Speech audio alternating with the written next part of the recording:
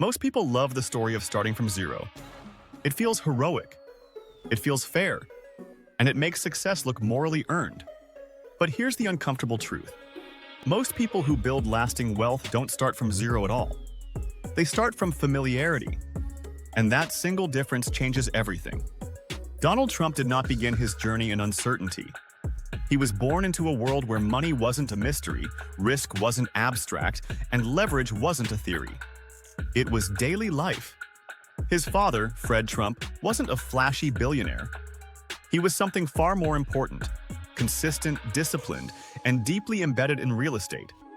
Fred built large housing projects, understood cash flow, and treated property as a long-term machine.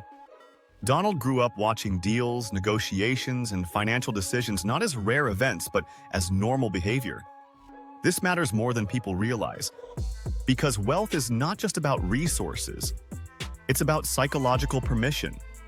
Most people grow up learning that money is fragile, that risk is dangerous, that failure has consequences. Trump grew up learning the opposite.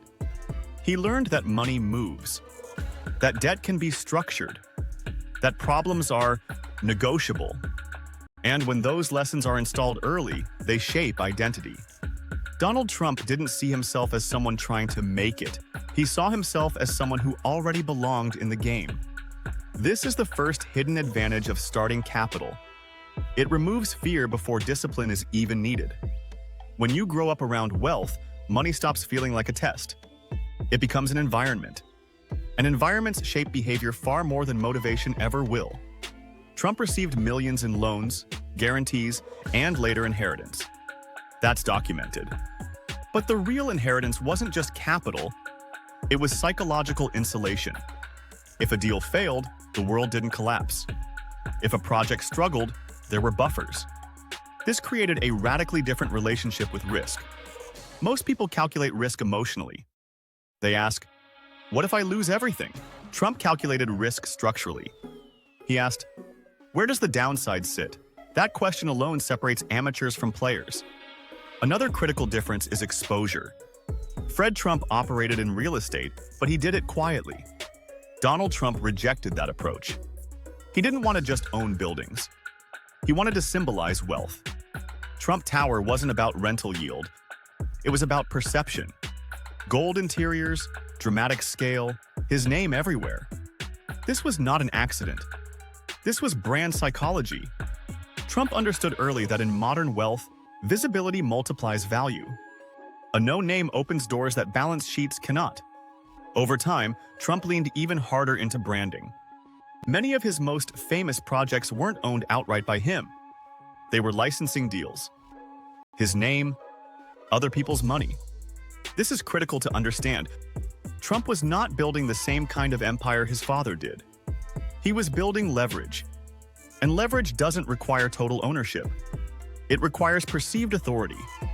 People often criticize this, but psychologically it's sophisticated. Trump separated identity from capital.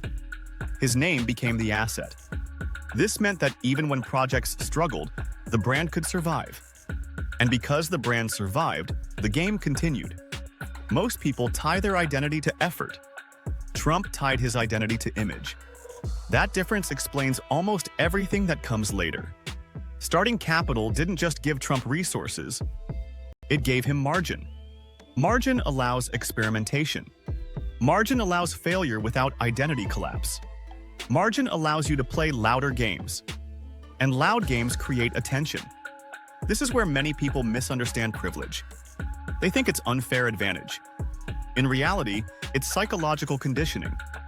When fear is absent, behavior changes. Trump didn't grow up learning how to avoid mistakes. He grew up learning how to absorb them. That's why he took risks that would paralyze others. Not because he was reckless, but because the downside was never existential. This is the part of the wealth conversation most people avoid, because it challenges the fantasy that discipline alone levels the field. Discipline matters, but discipline without psychological safety has limits. Trump's early environment gave him a sense of inevitability, a belief that he would land on his feet. That belief is invisible, but it's powerful. And once it's there, it compounds. This doesn't mean Trump was guaranteed success. It means he was allowed to fail forward. And failing forward is one of the most underrated advantages in wealth creation. By the time Trump stepped fully into the public eye, his identity was already formed. He wasn't trying to prove he belonged. He assumed he did. That assumption shaped how others responded to him. Confidence isn't just internal. It's contagious. People respond to certainty even when it's not backed by numbers. And Trump projected certainty relentlessly. This is the final psychological effect of starting with capital. It trains expectation. If you expect doors to open, you knock differently. If you expect recovery, you take bigger swings. Trump didn't start from zero. And because of that, he didn't think like someone who needed permission. That mindset becomes dangerous later. But in the early stages, it's powerful. Because wealth, at its core, is not about money. It's about who feels allowed to play. In the next part, we'll look at what happens when that mindset collides with failure, and why, for Trump, failure never meant exit.